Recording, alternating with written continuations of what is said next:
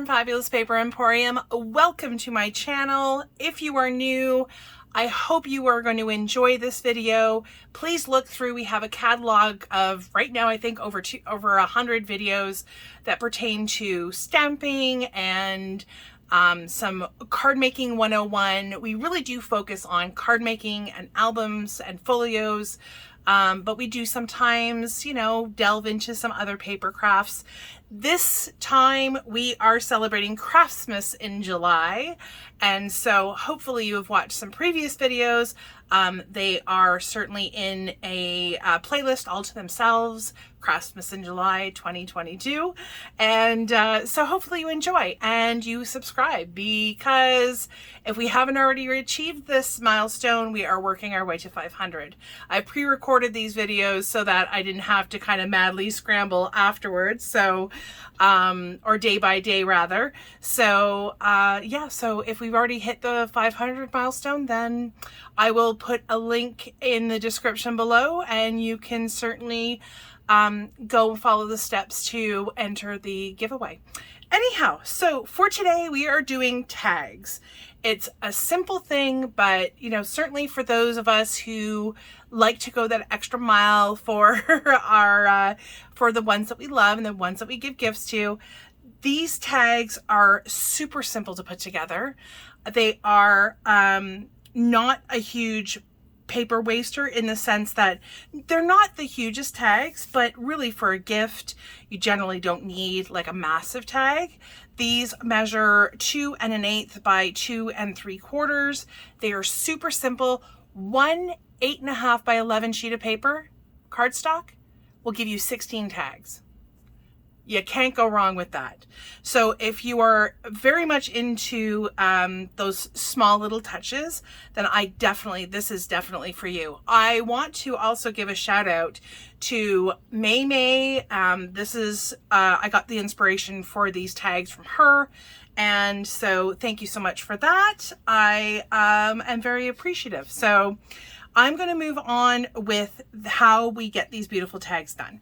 So I just chose craft colored paper to use for this particular video.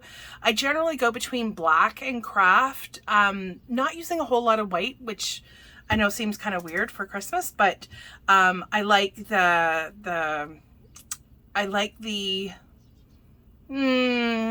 word's not coming. I guess I like the kind of like vintagey, cottagey kind of feel for the craft color, and black sometimes just makes that red pop. So anyhow, so these are the two styles that I've done today. One, I've used a white pen to do the kind of faux stitching around the outside, and the other one I just used like a sparkle pen. So both of these pens I just got at Michael's. Super easy to use. I do think that you do need to kind of let them, just give it a minute to dry because I've made mistakes sometimes and end up with inky fingers and then ink all over my tags. Anyhow, so a stamp, I have picked out a stamp that goes vertically, but as I was leafing through the stamps that I have in my stash, I noticed that I had some really cute ones that also go horizontally. So we may play around with that today as well. So first things first, you're going to get out a sheet of 8.5 by 11 cardstock. Okay. I'm just using 65 pound today. You can use 110, 80, whichever you wanted to, but I figured, 65 doesn't necessarily have to be super, super rigid. So I've got a to and a from on the back side with a carried over some more of the stitching, and then some baker's twine at the top. So if you grab your 8.5 by 11 sheet, so you're just going to go across, you're going to get 4 strips on the 8.5 side. So if you have that at the top, you are going to cut 4 strips of 2 1/8. Okay. Then you're going to switch it around, and then on the 11-inch side at the top, you're going to cut 4 more sections. Well, at this point you're cutting individuals, but of 2 3/4, 2 3/4, yes. Okay, sorry, I just had to refer to my notes, make sure that I'm not giving you the wrong thing. So you end up with 16 of these cute little rectangles that are 2 1/8 by 2 3/4. So I've got my handy dandy squares here. As you can see, I've already mitered some of the corners. So what I did was, for my first one, I'm going to set these aside. I think this is probably the busiest my desk has ever been during a tutorial, which, you know, is driving me a little bit crazy right now. Okay, so what I did is I have a self-healing mat. So what I did was I placed this on my mat like that, and I just kind of picked a point that I was going to cut across. So I have a few crocodiles like this. I don't have the one that is just the straight that does the tag. If you have this one, this is the corner rounder. So if you have this and want to use it, absolutely totally fine. If you have this stub and scallop, which is this one, and you'd like to use that one because it gets the job done so fast, by all means, reach for these and you can absolutely use them. I'm just going to give you the quick measurements for like the position here. So 3/8. So what I did, let me just show you here with one of my non-cut items. So I decided that I was going to do, like, it goes by 8ths over on this side. So I went to the 3/8 and then the 3/8 at the bottom. So you can either use your ruler to measure that out, whoops, or in this case, I took my X-Acto blade. So 1, 2, 3, and then 1, 2, 3. So I'm going to angle this to cut, and I just press a little bit, and then I'm going to glide my X-Acto blade through the paper. Gives me a bit of a guide. Sometimes you have to go through a couple of times. Oops. I'm just going to take my pair of scissors, and I had some fluffs. I think my blade is getting a little bit dull. Okay, so I've done it to this side, and then I just flipped it over and did basically the same thing on this side. So 1, 2, 3, 1, 2, 3. So I'm going to go from here to there. There we go.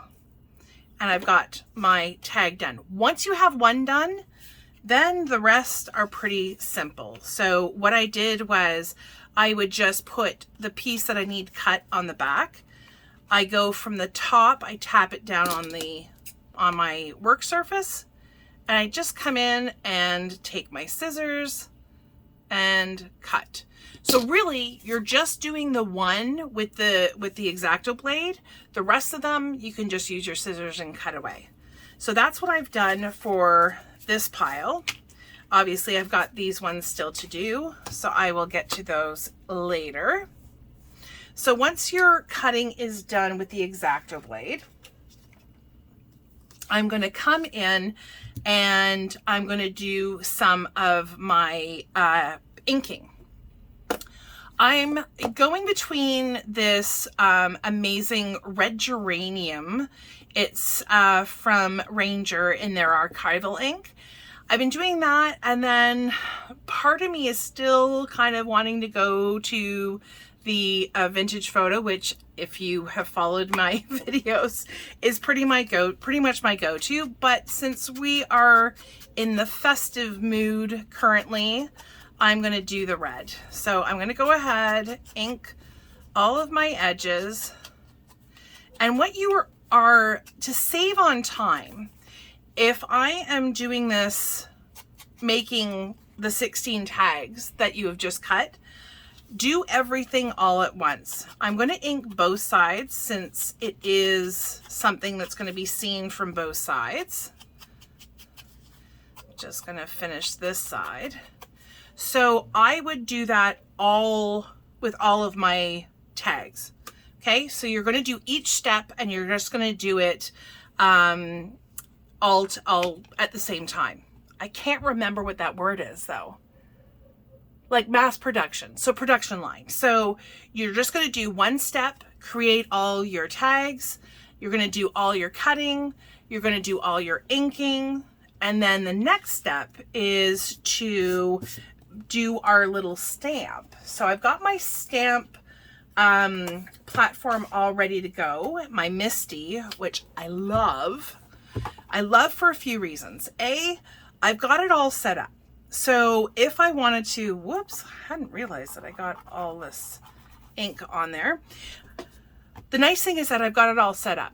So doing mass production would make it so super easy and super simple that all I have to do is ink up my ornaments with Merry Christmas, and then I've got a to and a from up here. So depending on which one I'm doing, so I'm going to start with the Merry Christmas.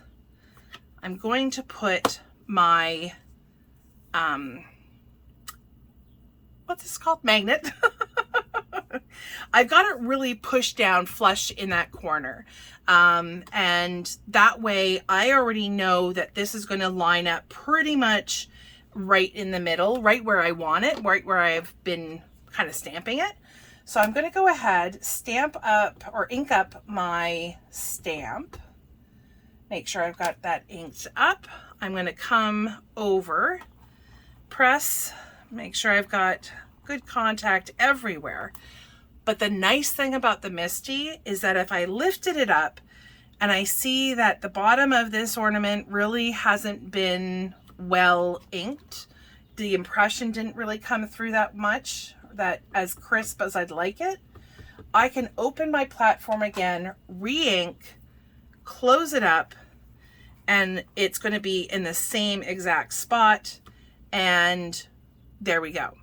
So I've done this side. I'm going to flip it over onto the other side where my to and from are, and those I have on this side. So I'm just going to ink the to and the from, close that, press down, and there we go. So our tag is all stamped.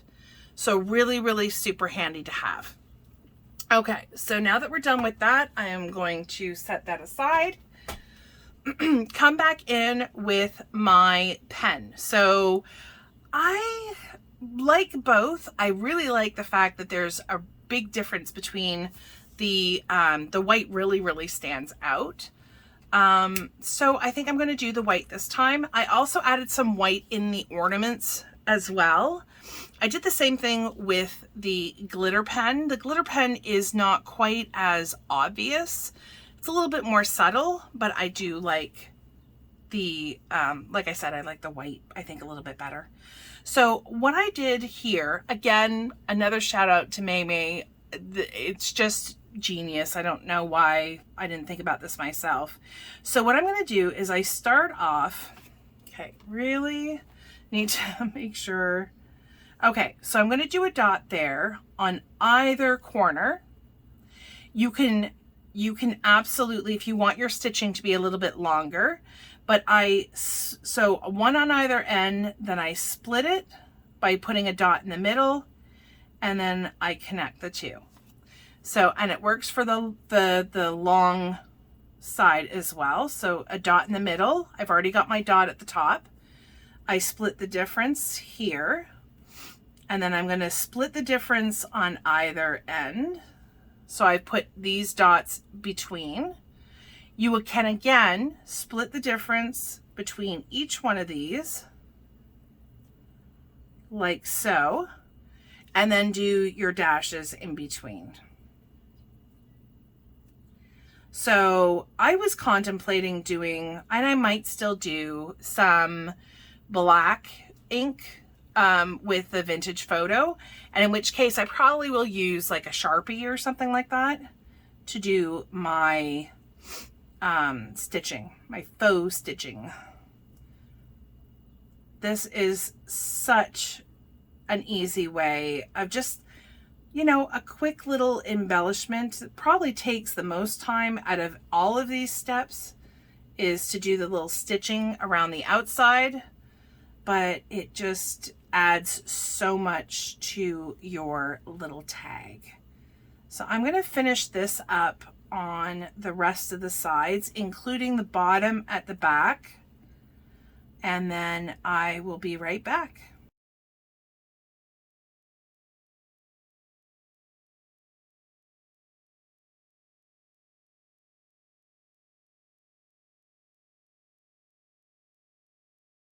Okay, so all of my faux stitching is done, and the next step is to get a hole punch and punch a hole as in the middle as possible.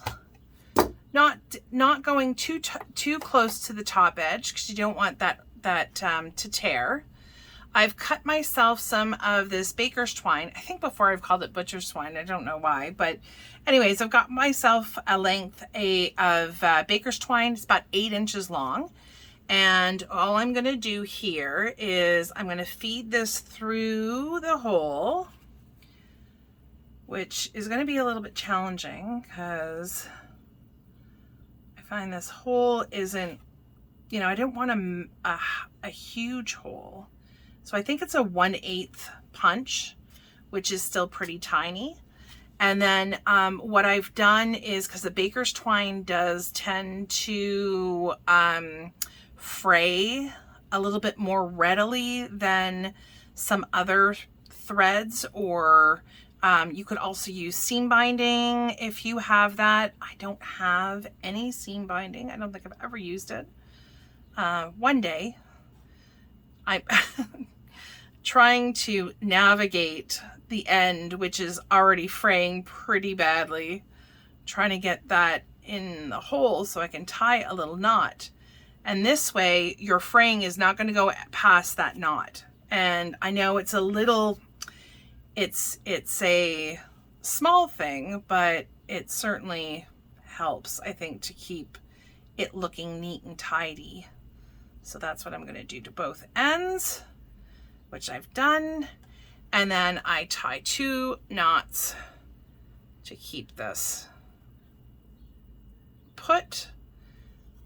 So 1 and then 2. And if you wanted to trim the edges, because you don't like, if you want to keep these tails a little bit smaller, you can absolutely do that. So yes, I've done 1. I've got a pile more to do, but that was my quick and easy. And if you wanted to come through, sorry, I interrupted myself. But if you wanted to come through and add some more color to the ornaments, like I said, you could also do one in a horizontal orientation. And I'll show that to you really quickly. So I will take out my stamping platform. Sorry, I was just going to round. I feel like this is a pretty quick and easy project. So I'm removing the 2 stamps that I was using before, the ornament and the Merry Christmas. I have another really cute one that says, "Have a holly jolly Christmas." So all I would do is come in here, place it where I want, put my magnet somewhere here. That just keeps your cardstock in the right place. I'm going to keep my 2 and from in the same place right now. I'm not ready to move that. I come in and ink, close that up, get that pressed down. Oh, that is pretty. I like that one. Actually, I already see in my mind that I'm going to probably add some sparkle to that. Okay, I'm going to flip it over. I need to reposition my to and from because it's a different tag, different orientation this time. I'm going to put my to and from, I'm going to put that over here on that side. Put my, and the magnet does not interfere at all with the stamping. So I'm going to pick up my stamp get that inked like so, and then give her a stamp. There we go. So I've got my to and from, and then I would just repeat exactly what I was doing on the other ones. I'm going to ink all my edges. I'm going to do my faux stitching, add my add the hole with the baker's twine, and away we go. So that is easy, pretty easy.